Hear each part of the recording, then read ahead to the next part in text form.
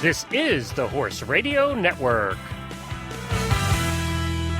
This is episode 154 of the Stable Scoop Radio Show. Learning, growing, looking cute, and geeking out. Please support our sponsors as they make this show possible.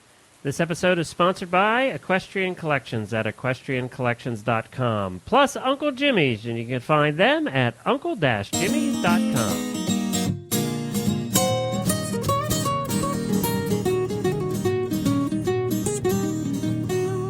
Welcome to the Stable Scoop, with weekly shows delivered right to you. With Helena and Glenn the Geek, live from the stable, it's every week. They'll bring you the news through hail or high water, while using their tails as their own fly swatters. So sit on down and laugh till you poop, cause it's time again for Stable Scoop. Stable Scoop. The Stable Scoop. Stable Scoop. This is Glenn the Geek. And this is Helena B. And you're listening to the Stable Scoop Radio Show on the Horse Radio Network. Well, howdy, Helena. Hi, Glenn. How are you today? Okay, I really haven't talked to you much in the last week. I know. Now that we've consolidated everything, we only get together once a week. I know, and you've been busy trying to get ready for your big surgery. I have. I've been nesting like a fool, trying to get everything done. Work done, house clean, everybody in order. Yeah, I'm really excited about getting this over and done with. So did you buy little Gracie, your daughter, a nurse's outfit? No, she does. That does come naturally to her, though. I know she'll probably be doing most of the nursing. Although I just saw her ride by my office window on her bicycle with a velvet show helmet on. So I don't know. Yeah, maybe she's not the best one to be taking care of you after knee surgery. Well, at least she's wearing a helmet. Yeah, that's true. That is true. And it's probably better than a bike helmet. They are rated a little better than bike helmets. So There you go. Well, she's just practicing for the future days when she's going to be a dressage queen. Oh, I know. That would be nice if she does dressage. I don't have to worry as much.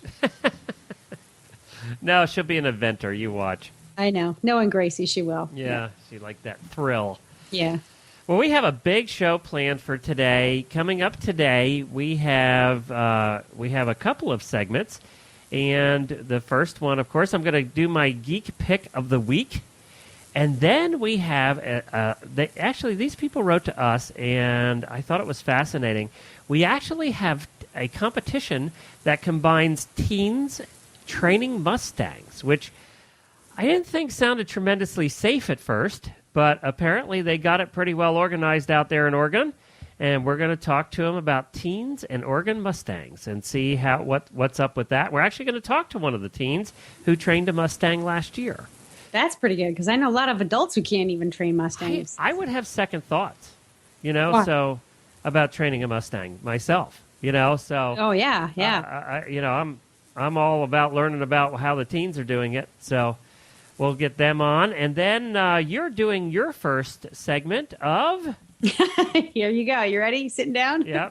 Everything I need to know about life I learned in Pony Club, except I didn't do Pony Club. So these are our excerpts from the Pony Club manuals of horsemanship applied to everybody. So it's for pony clubbers of all ages, especially us grown-ups. I can't wait to see what you have planned for that one. Of course, with our little spin on it. Of course. Well, everything requires discussion. We have to weigh our in on everything. So, yeah. So what I'm going to, I'm basically translating the rules of horsemanship from the United States Pony Club, but Glenn and I are going to pick them apart and apply them to our to real life. All right, and then we have the Tack and Have It segment, and I actually have a guest coming on for a couple minutes with us who has a cool new product line that I really liked, and that's why I picked this one, because I just thought they were neat. And it sort of, let's say, combines rock and roll with horses, and that's what we're going to be talking about on today's show. Well, let's do this. Let's go to my tech pick and talk about that, and then we'll get our guests on to talk about teens and Mustangs. Well, my tech pick's quick and easy this week. I had to buy a new toy, and everybody needs these. And of course, we'll remind everybody we're doing these tech picks because every one of you listening to this show is techie in some way, or you wouldn't be listening to this show. You wouldn't have found us in the first place. That's true. So you all have computers. You all do things with your iPhones or your Android phones or your smartphones of some sort, and you all have computers, so that's where the tech picks come in. And I'm trying to do picks that will apply to every horse owner. This one is a gadget. And the reason I picked it is because I just bought one, actually, and I needed to buy one. One of the things that you do not have enough of today, and especially if you have a notebook computer or a Mac, Macs seem to be severely short on these, or a PC, is you just not that you're biased or I anything. know, but they don't. I know. I agree. USB ports. You need 100 USB ports nowadays between your printer and then plugging in your phone or your camera and everything else that goes, your mouse and your keyboard and everything else gets plugged in by USB now. Yes, it does. So not especially the smaller computers, as I said, just don't have enough USB ports. So I needed a USB extender. And I got this at Staples. I just went out to Staples and found it. But USB extenders can range from about, this one was $14, up to like $60. And there was a wide variety of choices, and I just thought I'd tell you that I bought the $14 one, but I bought a specific $14 one because I had heard good reviews on it. So if you need a USB extender, that's where you take one USB port on your computer, and in this case, you can make it into 4. So it's got 4 additional ports. 4 additional ports. It expands 1 to 4. That's good. I'm going to have to get one of those. Yeah, and it's this one, you want to get one, and I recommend this specific one. It's called a Rocket Fish. It's Rocket, that's the brand, Rocket Fish. Okay. And this is their Rocket Fish 4-port USB hub. We'll put links to it in our show notes. And it's designed for use with the USB 2.0 devices. That's very important because that determines the speed. Right. So, 2.0 is faster. Yes, so you definitely want it to say USB 2.0. And this will do data transfers up to 480, which doesn't mean anything to anybody, but suffice it to say that I am able to use this to do one of the hardest things there is to update, and that can take the slowest if it doesn't have a good port, and that's iTunes update to your iPod. Uh-huh. That can take forever. It can. So like when you're syncing up your iPod. Yes. Oh, yes. That's just awful sometimes. This one is very fast. Right. Well, I remember plugging my iPod into my old Mac. It would say, this iPod life could be so much easier if you had a 2.0 USB port. I'm like, what? Okay. Now you know why it's saying that. And it's screaming fast. Yeah. It makes a huge difference. So even if you have, let's say you take, most of us do digital photos these days, you have a digital camera, and you want to upload the pictures from your camera to your computer, it'll go a lot faster or video. That's right. And it'll go a lot faster if you have a 2.0 port. So where do people get these things? Because I need to get Staples 5 of them. or wherever. Amazon has them for like $10. Okay. And you got yours at Staples, I got mine at Staples for like $14. I know Amazon has them for like $10. And the other, just real quick, the other thing I liked about this is it has a suction cup on the bottom. So it actually suction cups to your desk, which is kind of cool. And it's otherwise it slides all over the place and it falls off the back and unplugs itself. And most of these are straight. They're just straight across and they have the 4 points. This one actually is round. And the USB ports go around it. So that's kind of cool because if you have a fatter USB plug, they don't get in the way of each other. So that was kind of neat that I really liked. And the other thing is it has a cord that plugs it into the USB so you can get it away from your computer. Some of them, the USB extender and port are all one, and you have to plug it. It's one unit that plugs into your computer, and that's kind of a pain in the butt. So I got one that has a cord. You can actually get this up to 4 feet away from your computer. That sounds like a really good deal for $14. Yes. That's it's a very convenient little gadget to have. There's my tech pick of the week, the Rocket Fish 4-point USB hub. Well, I am impressed, Glenn. Thank you very much for bringing that to the horse world. And it's cheap.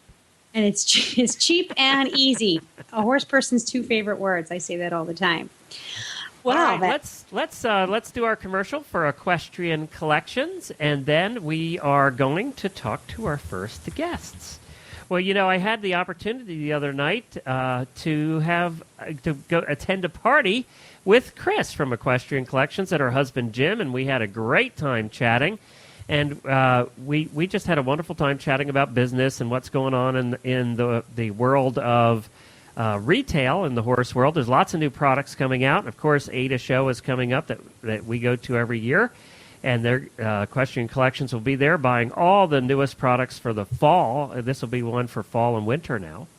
So No, this will be for next summer. Oh, that's right. This is for winter into spring, actually. Right, yeah. winter and spring. Yeah, you're right.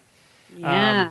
But I had the opportunity to talk to her, and, they just are the nicest people. Mm-hmm. If you want somebody nice to deal with, if you want a good company that's going to treat you right when you're buying stuff for you or for your horse or for your family, then you want to talk to the people at Equestrian Collections. And they have a new coupon code now for listeners of the Horse Radio Network. It's just HRN, like Horse Radio Network, HRN. It's a promo code when you check out, and that'll get you $10 off your next order of $120 or more. Oh, that's awesome. And you can use it multiple times. It's not just once. You can use this over and over again. So you're going to be buying stuff. You buy a pair of breeches and a shirt nowadays, you're over $120. Oh, well, please, you buy fly spray and you're over $120. That's true. So you can check it all out at equestriancollections.com. And don't forget to check out their sales section. They have up to 70% off what seems like about 100 products. So that's at their sales section over there at Equestrian Collections as well. Well, let's get the first guests on today. They are from the Oregon BLM Mustangs, and it's a program that was formed in 2009 by Erica Fitzgerald, and her goal was to help the BLM yearling Oregon Mustangs to be adopted. And she thought that they could do that by having them more trained. They're hard to adopt out when they're just standing there and they've never been touched. Yeah. So she thought, well, you know what? We're going to get them trained, and we're going to use teenagers to help do that. Now, what kind of crazy idea that was, we're going to find out. And then we're also going to talk to Sarah Watson, who is 15 years old, and at the age of 14 actually trained her first Mustang for the program and is doing another one this year, and hers got adopted out. So let's talk to them both and find out all about this program. And I hear some reservation in your voice, so I'm sure you have some questions about this that they might be able to answer for us. Well, hi, Erica and Sarah, and welcome to the Stable Scoop Show. Hello. Hi. Well, I got to start with Erica. You're the founder of this organization, Teens in Oregon Mustangs, and I have to ask you, I love the idea of this. We just did a show that Helena actually was a host on that show where we interviewed Madeline Pickens and spent about an hour with her. Oh, great. So we understand the dilemma here and how many Mustangs are really out there waiting to be adopted and how hard it is to adopt them out because they're not very well trained. Right. And I understand the motivation of what you wanted to do. My biggest question is, what made you think about putting Mustangs with teenagers? That's a good question. I actually was a competitor in the Extreme Mustang Makeover back 3 years ago. Oh, wow. And that was my first time ever being around a wild horse. I actually kind of had a bad taste in my mouth about wild horses in general because I felt like they had a bad reputation. And I believe that reputation has come because of the general public's lack of being able to gentle a wild horse. And so some of the people that were gentling these horses maybe weren't gentling them correctly, and there was some things happening that made me believe that the Mustang was responsible for this. However, my husband and I got an offer from a client. We had trained a couple horses for a client of ours, and they were all wild horses. And she had liked the job that we did and kept encouraging us to be a part of this Extreme Mustang Makeover put on by the Mustang Heritage Foundation. And we were declining and not wanting to do it and drug our feet. And finally, she brought an application to us, and we filled it out and sent it in, and we both got selected. And that was our first introduction to wild horses. Now, I assume by what you're saying that you've been training horses for a long time. We have, yes. Okay. And so we went to the wild horse crowds. They ran it's lottery draw. They ran 2 wild horses into our trailer. We brought them home, and that's when the journey began. We were given 90 days to gentle and train two wild horses. They were both 5 years old, and then show them, at a competition. And we both, I think that's when it opened our eyes to just how awesome these horses are. And we had really discounted the Mustangs so unfairly. And I thought that horse taught me more than any horse has ever taught me. And I actually bought her back and still own her, the horse that I competed with that year. And I thought, gosh, how can I work with the youth on a daily basis. I'm a trainer of a lot of kids, and I mentor kids, and I train them, and we do that for a living. In addition to training horses, and I thought, how can I combine the two? How can I make this, good for the kids and good for the horses, and make this successful? And that's when I came up with this idea. However, I didn't think it was safe to pair kids with a wild horse. So we started thinking about how much the yearling horses are generally a lot easier to gentle and train. And so we took 20 yearling horses. As opposed to the weanlings? No, as opposed to the older horses. Okay. I would say anything 2 and above, 2 years old and older, is a lot tougher and should require. What was the greatest misconception that you had about the Mustangs being difficult to train? I don't want to say difficult. What did you think was difficult? And then when you actually started working with them, what did you find was in fact difficult? And were they the same or were they different? Well, they're different because I feel like first of all, my misconception of them was their brains. They've always I guess their looks, for one. I always pictured the Mustang as this big-headed, Roman-nosed, goat face, looking terrible hollow back with bad hair. I'm going to call somebody a goat face. Oh, it was terrible. The Mustangs, I thought, geez, and I didn't ever view them as a beautiful horse, for one, which I was very wrong about. That was a definite I've seen misconception. some absolutely beautiful. After they're cleaned up, I've seen some absolutely beautiful Mustangs. It's unbelievable how some of these horses. Some of them have manes and tails that are just out of this world. We have one in the barn that looks like a miniature Frisian, and he's just a bombshell. I mean, and some of them it looks like they could have a set of registered quarter horse papers with them. They're just very typey to the breed. Some of the breeds, in particular. So, anyways, but then in addition to that, I did not picture them as a very smart horse. The ones that I had been around were real dull, very, leany as far as, lean into pressure kind of horses, but just dull.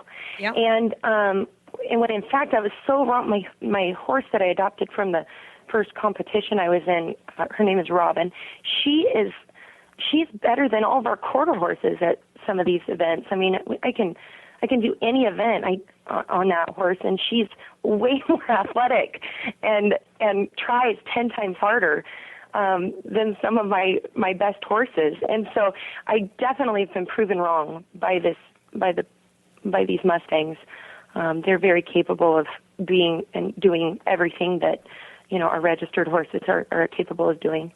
So now, so we got to the point where you said, okay, I'm going to put these teens together, but I'm going to put them together with yearlings because they haven't quite had the life experience or the jaded life experience that the older ones have had.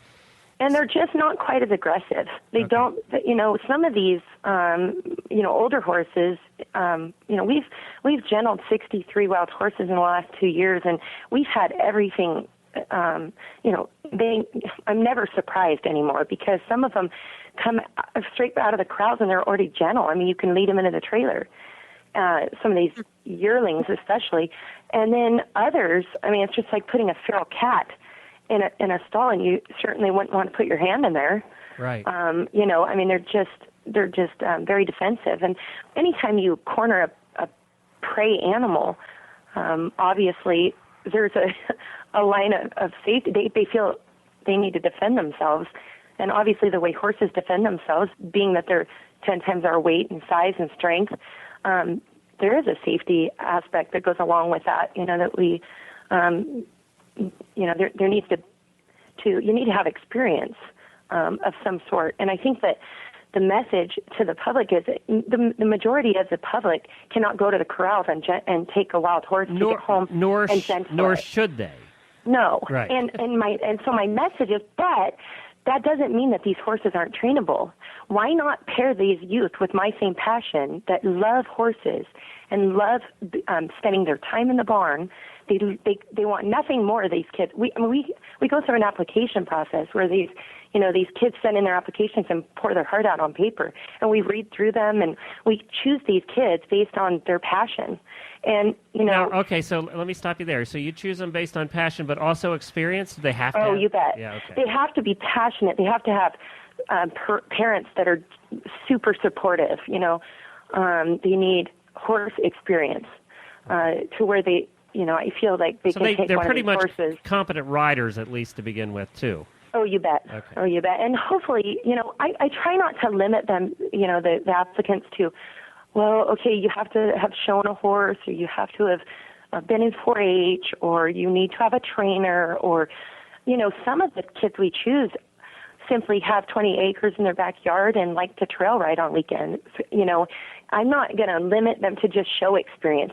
As long as they have horse experience and they're horse savvy and they have good parent support and a good mentor. Well, is and important. it's, as well as I do, some of those kids, if they've been on horses since 2, they're riding bareback across terrain that you and I wouldn't ride with a saddle. So Right, yeah. exactly. And that's what we're after. And these kids, you pair them with a horse that really, wants nothing but to be away from them, and they make it their mission to be that horse's friend through the summer. And this is a way to get kids motivated in the summer to get up every morning and run out to the barn and spend a good solid day trying. A lot of the kids start out with a lawn chair and a book and sitting next to the stall and just reading to their horses for hours.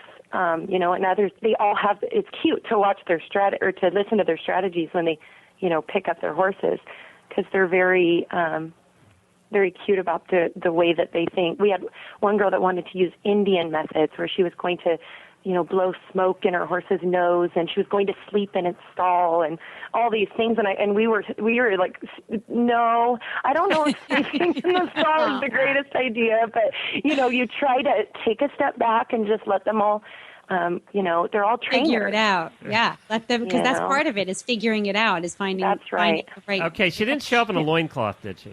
No. All right, just checking. The smoke was bad enough. But actually, Yeah, right. we do have with us one of those participants, a young gal, well, not so young. She's 15 years old, named Sarah Watson. Welcome, Sarah. Hi. You participated in this program, right? Am I? Yeah. Okay.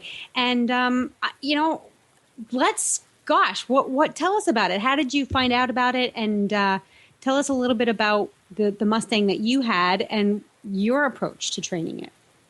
Okay. Well, this is actually my second year training a horse in this program. And I first learned about it at a horse expo in Albany, where I live. And when I first heard about it, I was drawn to it because it was a training competition where teams competed against each other. And the Mustangs was definitely not the draw for me in the beginning, because I had the same view as Erica before I trained Mustangs, that they were kind of dull and really not beautiful horses. But I was really intrigued by competing with other trainers and really getting a horse that had nothing and getting to put as much training into it as I could. And so I begged my parents to let me do it, and they said if I got really good grades and I worked really hard all year, then I could compete in this program. And wore a suit of armor every time you were around the horse. Was that thrown in there? Bubble wrap. No. Bubble wrap. Somebody's going to come up with that someday. You watch. Yeah, and I'd had quite a bit of experience with horses. I own 4 domestic horses, and one of them I'd done a lot of training with, especially groundwork. And so I felt like I kind of knew how to train a horse and the approach that I needed to take training-wise, but I'd never worked with any wild horses before, and so I'd never worked with a horse that I couldn't touch. And so that was really hard for me at first because I couldn't just walk up and touch her. And she didn't know how to lead. She didn't want to come to me. So how did Yeah. you start? What did you do on day one? Did you sit there with a book, or what did you do? Well, day one, I spent a lot of time just out in the round pen, kind of pushing her around a little bit, trying to get her to be interested in me, and she just didn't want to have anything to do with me. It seemed like every time I looked at her, she would turn away and try and walk away. But before you go on, was that hard? You were 14 then. Was that hard for you at 14, having a horse say, you're not part of my life? Interested, yeah. Oh, yeah. I came inside that night going, what did I get myself into? I can't touch her. I don't know what to do. I can't touch her. And so did you just sort of that first day, did you say, all right, I'm going to figure this out? Were you already exasperated? Did you go to Erica? Who did you turn to at that moment when you were faced with something that was completely new to you? Well, I kind of just kept trying. I went back out and I tried sitting in her stall and reading her a book. And I slept in the barn with her the first night, not inside the stall, but I slept next to her stall. And I spent a lot of time around her. And then the next day I got out my lunge whip and I decided, okay, you know what? She needs to have something touch her. So I started touching her with my lunge whip and just getting her used to having something touch her. And I figured out where she liked to be scratched with the lunge whip. And then I kind of inched my way closer and closer until I could touch her with my hand. And, of course, I started out, first touch was right where she liked to be scratched, and she decided that she really liked that. So that helped a lot, just figuring out where she wanted to be touched, and that's where I started touching her. And how quickly did she have that light bulb moment? Like once you got that nice spot and you were scratching her and making her feel good, did that open the doors and help you get in other ways more quickly? Or did you really have to keep it slow and steady with her the whole way through? Well, it wasn't really when I was touching her that she got that light bulb moment that she could trust me. It was more probably after about a week of training. And when I was taking her outside, and she kind of wanted to be with the other horses, but I was working with her, and she finally figured out that I wanted her to be with me, and she really needed to stay with me. And I think that was really more the light bulb moment that, oh, this is my leader, this is who I'm going to trust. And she would just do absolutely anything for me. How long till you actually got on her? Did you end up riding her then at some point? No. No? She was just a yearling, so she was too young to ride. Oh, that's true. Okay. You got to start somewhere, Glenn. See, he's so impatient. So now what? This is why Mustangs would not be good for No, we because actually have a rule that the kids can't ride their horses at all throughout the year. Okay. They can saddle them and they can, introduce them to a little bit of weight by leaning over the top of them or putting something on them, but they can't ride them. And that's good because then you don't have the expectation, which would make them rush through something. Right, exactly. So it actually is a competition. So what happens at the competition? So I assume after what period of time? It's like almost 100 days, isn't it? It is. It's 98. Okay. Mm-hmm. And then you bring them someplace and you show them off? Well, the first year that we had this program, we had it at our farm, Fitzgerald Farms in Yamhill, Oregon, and we have a 20% of their overall score is judged on their body conditioning, which is judged by a veterinarian, and it's hands-on actual body score that the kids receive. So they get just as much deduction for a horse that's too heavy as a horse that's too thin. The ideal horses are obviously going to score the highest, and then there's an overall top winner of that division. And then the next that they go into is showmanship, and the showmanship is worth 30% of their overall score. Showmanship is judged just like it is in 4-H. They line up 5 at a time, and they show to a judge a very standard 4-H type pattern.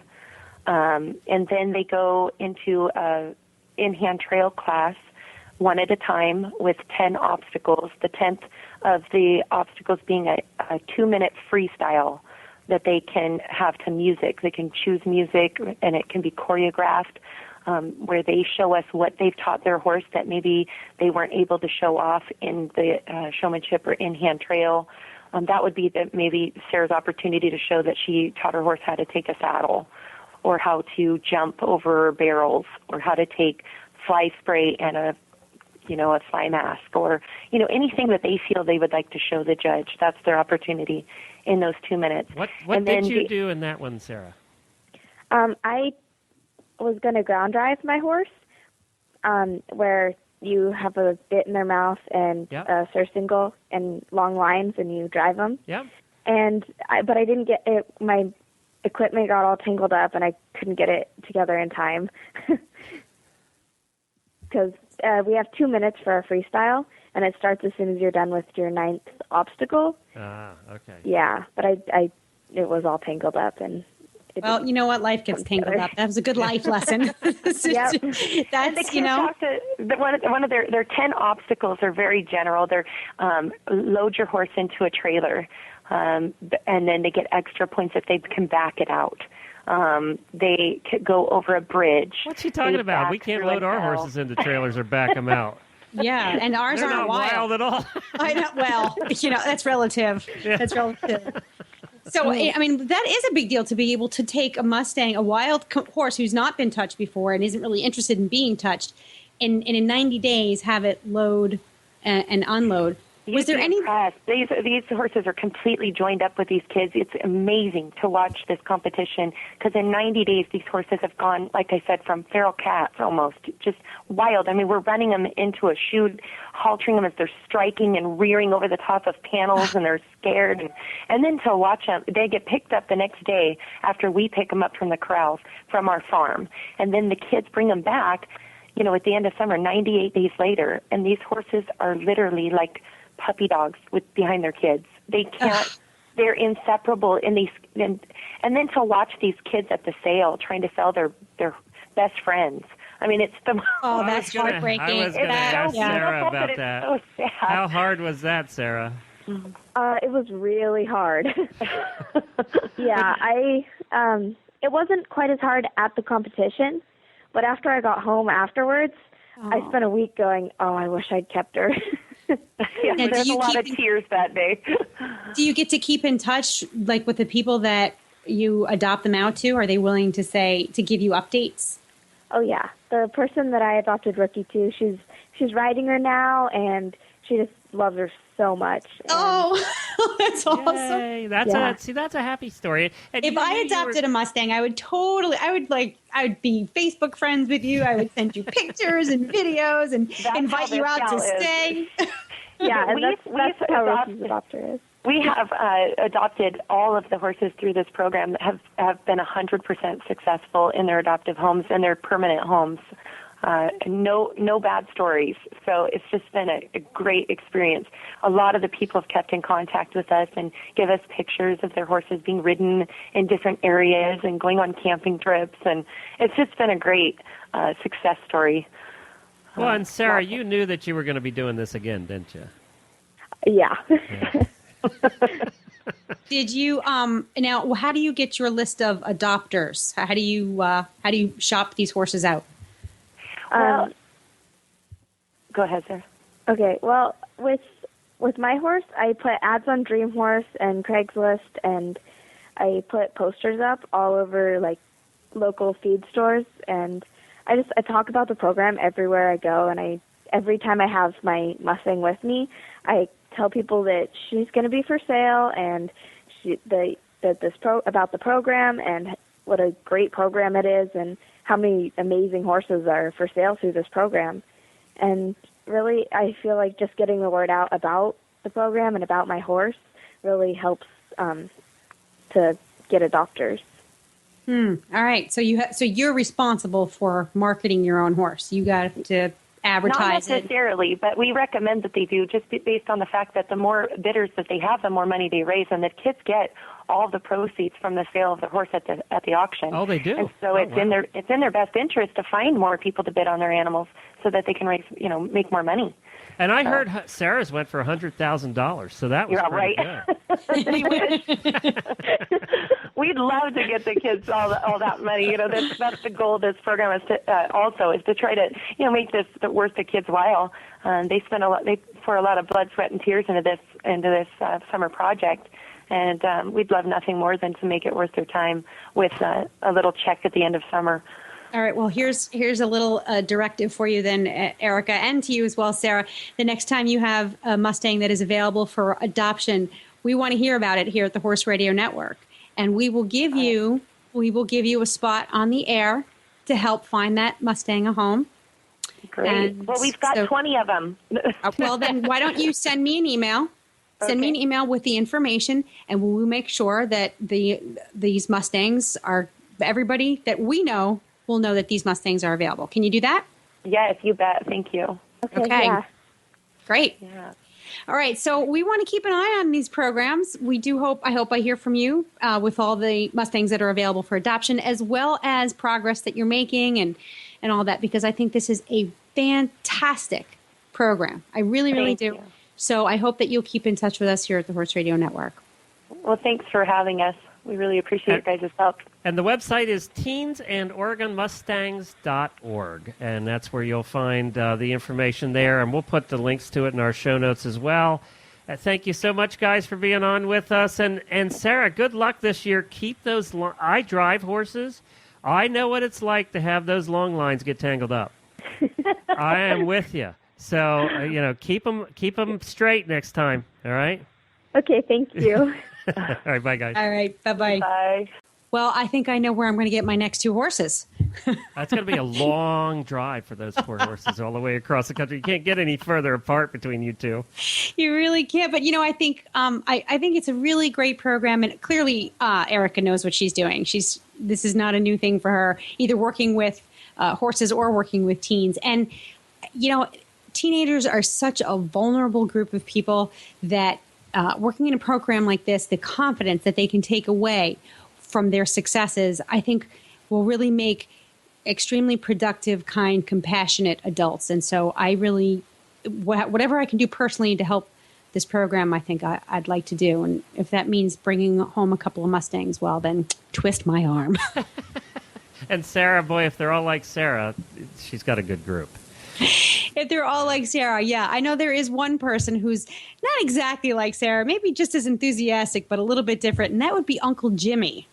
He has all the enthusiasm and energy that I think these kids do, but he's making something else. He puts his energy and enthusiasm into horse treats, doesn't he? Yes, he does. He has some of the best horse treats out there, and you can get them in Oregon. You can get them in all 50 states, and you'll find them at your tack shops, or you'll find them on almost all the online stores. If you're ordering stuff, as we talked about, from Equestrian Collections, just throw in a couple of Uncle Jimmy's horse treats. He has the hanging balls, and he has squeezy things. The squeezy things are things that we should talk about today. They are terrific for giving medicine. If you have pills that need to get into your horse's mouth, and you know how hard that is. Everybody tries to stick them down there, and their horse isn't buying that and spit. How can horses take a tiny little pill and even know it's in there or in grain and just weed it out? It's amazing. That's their job. That's how they stay alive. They just do a good job at it, too. But you know what? You put one of those pills in Uncle Jimmy's squeezy buns, which are actually squeezy soft horse treats, and they're not going to weed it out because they're so good they just gobble them up. So, if you're looking for something like that, then we highly recommend Uncle Jimmy's squeezy buns. And I'll tell you what, they are terrific because they're individually packaged. They don't dry out. I could really have used a bunch of squeezy buns this last week, I'll tell you, because I had to give my horse some Butte, and I have the Butte out. That was me. I'm going to need Butte for myself. We're going to have, I think next week's episode is going to be how many ways Helena can bash herself. Because when I go back and I listen to old Stable Scoop episodes, there's always something that's wrong. Yeah, pretty much you're always hurting in some way because you are, you know what I always say, horse girls are klutzy. You just take that to the extreme. I really do. But wait a minute. We're in the middle of a commercial here. This is how bad it is. I wanted to talk about the butte. I have butte paste for my horse. Yeah. And it's just a little bit that has to go in their mouths. And so if you take the tip of the paste tube and the squeezy buns are so soft, you can just put the tip of the tube right into the middle of the squeezy bun. Oh. You squeeze the butte right in there, and then you it's sort of like chocolate volcano cake. Yep, sure. Okay. Yes. And so, so that's a really easy way. It's like putting little filling, butte flavored filling. It's like a cream-filled donut. It's a cream-filled donut. Because, what I do is obviously I shove the tube of butte right up into his mouth and I squirt it, and then I always do a grain chaser, because obviously he'll give me the whole, here, you need to wear this butte instead of it going down my stomach routine. So anyway, this combines the grain chaser with the medicine. Give it a try. I never thought about putting the butte, the paste in the middle and making a donut out of it. That's perfect. Yeah. Donut. I love the way you think. So everything's about food, Helena. Everything's about food. It's true. Uncle Jimmy's brand products. You can find them online at uncle-jimmys.com. All right, it's time for our newest segment, and Helena is leading the way here with that today. And it is called Everything I Need to Know About Life I Learned in Pony Club, except I didn't do Pony Club. That's true. I did not do Pony Club, but it's one of my favorite organizations of all time. And one of the greatest things about the United States Pony Club is that it serves as one of the few organizations, horse organizations, that operate with standards. I think standards should be applied across the nation. And what do I mean by standards? Those are best practices which are taught and underscored throughout a child's riding and horse owning life. That's Pony Club. They cater primarily to children and teens. But I want to bring a series of these best practices to Stable Scoop. And they'll have a little bit of a twist on it. The Stable Scoop version will apply to kids of all ages, not just those with supervising parents. So that would mean Glenn, me, even Jennifer, Coach Jen, who knows it all. Sometimes we forget some of the very basics of horsemanship. So we're going to. All right, I'm ready. What am I doing wrong? We're going to do, it's not about what you're doing wrong. It's a reminder of what you should be doing right. Oh, okay. Practices that have proven to be the best. Isn't that just the politically correct way of saying that I'm doing it wrong? No. Okay. Best practices are a series of things that you do that are proven to be best. Okay. All right. So what are we talking about this week? Okay. So this is from the United States Pony Club Manual of Horsemanship, D level, which are basics for beginners. Now, don't everybody tune out, because there are a lot of people who just completely ignore these rules. The first section we're going to do is safety rules for all riders. Okay, so here they are. There are 4 points to keep in mind. Dress safely, and that means, yes, wear an ASTM SEI approved helmet. So there we are. The number one rule in horsemanship. How many people blow it off? Yeah, and you know what? I hope we didn't ask, but I hope the kids that are training those Mustangs wear helmets. Because, this is the number one rule. And we were just out at Pony Club Nationals. They have their festival every 3 years here at the Kentucky Horse Park. We were out there last week, a couple of days, watching the kids, and there isn't a kid out there on a horse or near a horse that isn't wearing a helmet. Yeah, even near a horse, because a very good friend of mine got kicked in the head while she was picking a hoof. Yep. I don't lunge my horse without one. That's right. Because, they don't start out on a wide circle. You do lead them. They do have to, there's always somebody who's ready to kick out. If you had seen the movie Buck, you would understand that. Yes, yes. Okay, cool. So really, that, you think, oh, that's a very basic rule. Well, that's a big one that a lot of people don't adhere to. So dress safely, including your helmet. Riding shoes or boots with a little bit of a heel. Why do we need a heel, people? So our feet don't slip through the what? Stirrups. This is a pet peeve of mine. And this isn't, the Pony Club doesn't just mean this while you're on the horse. They mean at the barn at all. We went out to the barn the other day to see Beaker, and of course there was a girl who walked in flip-flops. I wanted to smack her. Yeah. It's STUPID. And that is a 4-letter word in our house. But if you are going to expose your toes to the risk of 1,200 pounds per square inch or whatever it is, then you are STUPID. Yeah, So, and you know what? Wear some boots, even sneakers, anything. And you know, we've all Closed had toe. our feet stepped on, and it's the shoe that saved us from getting amputated toes. It's That just drives me disgusting at the very least, and if you're wearing flip-flops and you get stepped on by a horse, you're going to have beautiful black toenails for the whole summer. So there goes your nice pedicure. Or no toenails that ever. So, Or no, nasty, nasty feet. You don't want to do that. And the thing is, too, I is like it's how just you appealed to the sensibilities of the pretty people. the pretty people. Even I get my toes done every now and again. 'Cause, when your feet are inside horse boots all summer long, you definitely need to have your toenails painted. They need all the help they can get. All right, So, that's a good one. And the other thing, too, is, the big problems tend to happen with people who have been around horses all their lives. You get comfortable. Oh, I know my horse. He's not going to act up. It's a hot day. My horse is very well trained. He gives me all the space I need. The most accidents happen to the people who are the most comfortable with their animals. But that's when, when you let your guard down is when that really bad thing happens. So keep your feet covered. All right, the next thing is long pants that don't wrinkle, rub, or bind.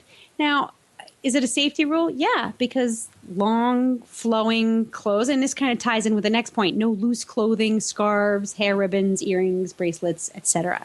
And you'll see that in part of the show notes, I have a picture of Madonna up there, and she's riding a cute little Pinto down the streets of Manhattan as part of the Letterman show, and she's doing like everything wrong. She has no helmet on. Is that Madonna in that picture? We'll post it at our show notes at stablescoop.com. Is that her? That's her. That was not too long after her first riding accident in the UK, where she came off and broke a couple of bones. So here she is on a strange horse, which is fine. There's a guy standing at the horse's head, but she's wearing high-heeled shoes. It looks like she's wearing stretchy pants, but she's got a long tunic-type sweater on that's hanging over the horse's saddle pad. No helmet. And, of course, she's in that, defensive, feet-forward, rider hucked-over position. She's totally petrified, and the horse knows it. But she has nothing on her head, definitely the wrong kinds of shoes, and loose clothing. Okay, all the things Madonna has done in life, this is probably minor compared. I don't care what else she's done. She can hang upside down by her toenails for all I care. She should not get on a horse without a helmet and high heels. And I love the Dave Letterman's expression in this picture, too. It's good. Yeah.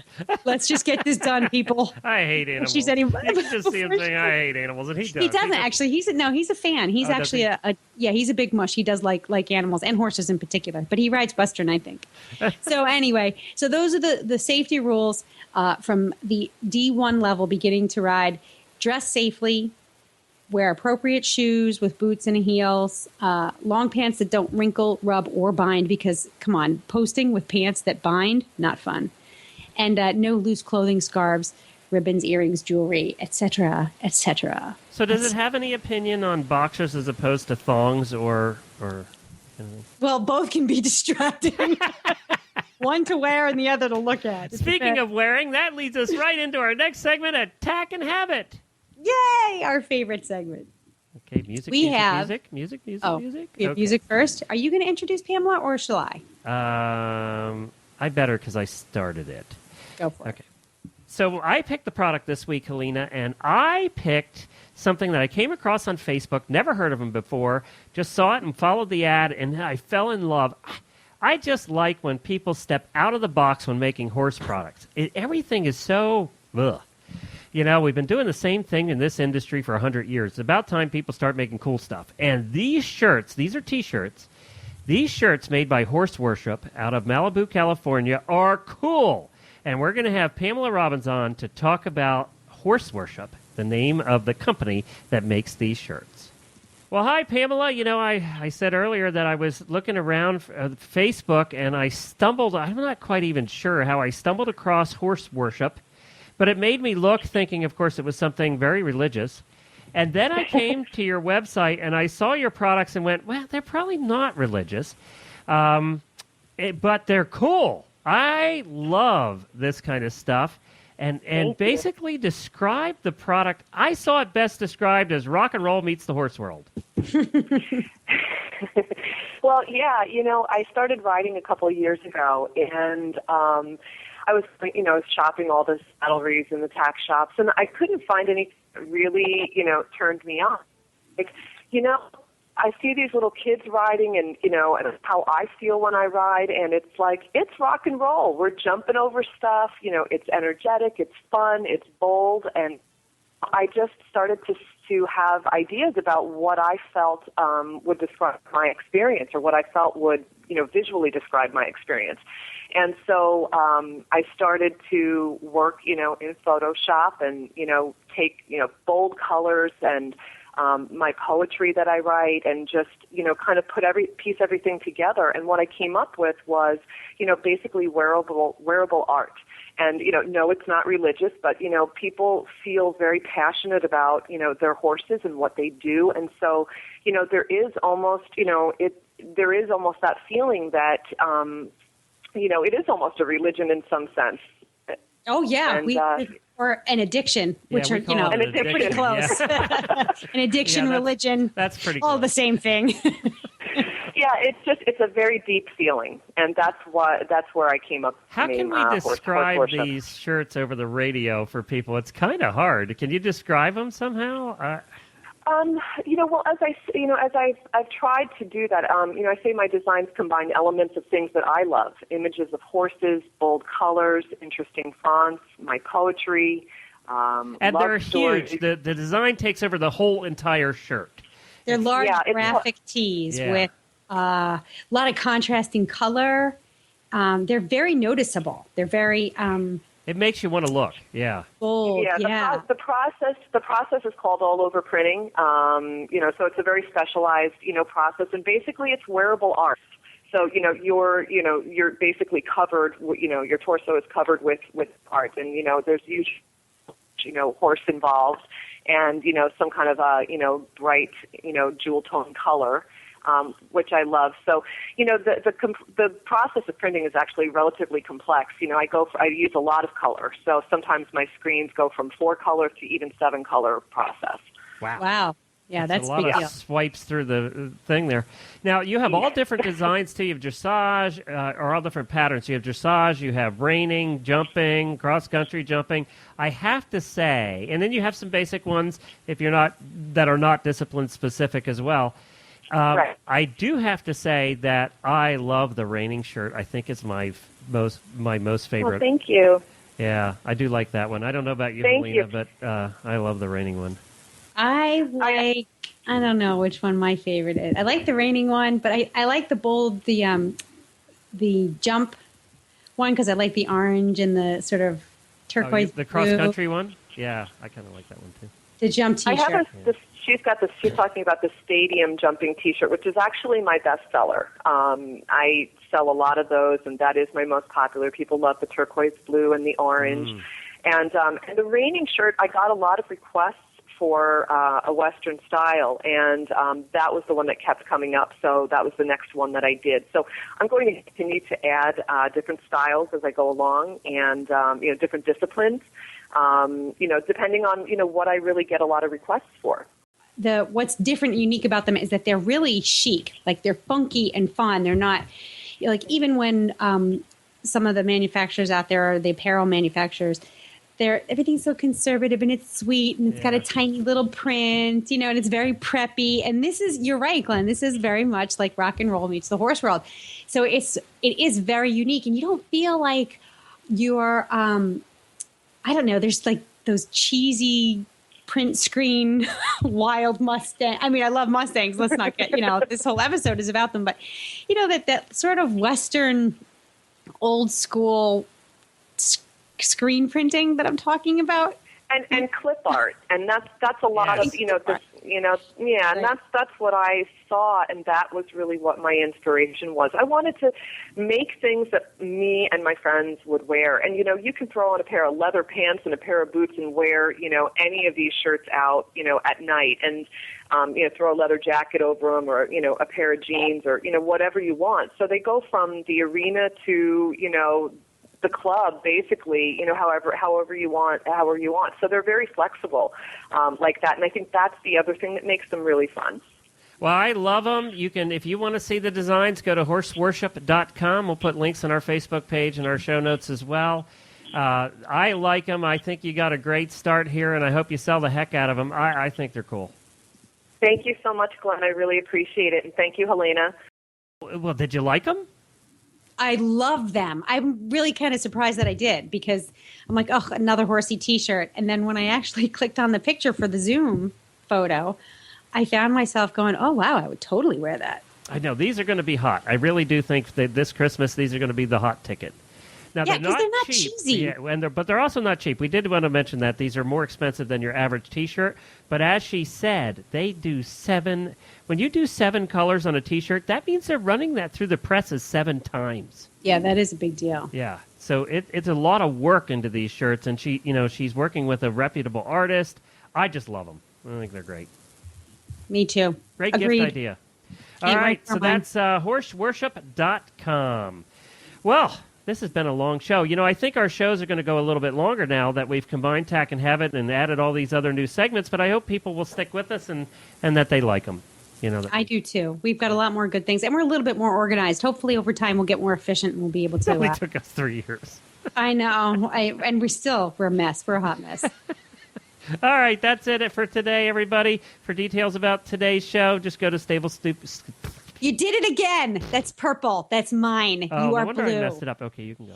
Wait, people, you don't understand. The show notes, I have them color coordinated, outlined. You can't mess this up. They're big red letters that say show wrap up. I'm really and then not in good blue. with rules, because that's why I started my own company, is because I'm not real good with rules.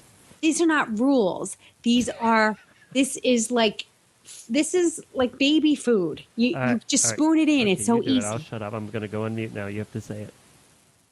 Oh, fine. Be sure to log on next Friday, everyone, for another episode of Stable Scoop. Who knows what we're going to talk about, but it should be lots of fun. As Glenn was starting to say before I rudely interrupted him, but out of necessity I had to. For details about today's show, go to staplescoop.com. You will find links to the guests that we had on here today, photos, and more details about them. And as always, we love your feedback, so please follow us on Facebook under Stable Scoop. Every once in a while, we send out a tweet. We're at Horse Radio on Twitter. And, of course, you're welcome to leave us feedback at our website at stablescoop.com/contact. Now, Glenn, would you like to thank our sponsors? It's in blue, so I'll do that. Many thanks to our sponsors, EquestrianCollections.com and Uncle Jimmy's brand products at uncle-jimmys.com. And, of course, you can visit all the great shows on the Horse Radio Network at horseradionetwork.com. Super cool new closing. Oh, I wasn't supposed to say that, was I? That's No, in it's black. not in blue. Is that why it's in It's black? in black, Oh, yes. Okay. Let me do that again. So be sure to visit all the great shows on the Horse Radio Network at horseradionetwork.com. Well, Helena, that's it for this week. Well, Glenn, I think that's plenty, but there will be more next week. That's our cheesiest damn closing I've ever. It is. It was. It's only cheesy because of the way you say it. Crikey. And I have to go right. Here's the thing. I have to write a whole new, super new closing because Glenn has cheesified this one. It's no longer cool. It's super cheesy. And so, and it's going to take him another 3 years to learn that show closing. And he's going to cheesify that too. So this is my life. Thanks everybody goodbye. for listening. Bye.